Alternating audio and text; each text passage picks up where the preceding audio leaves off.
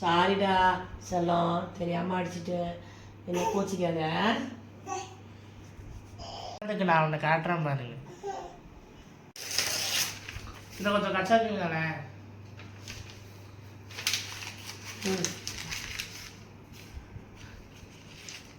இப்போ கொடுங்க.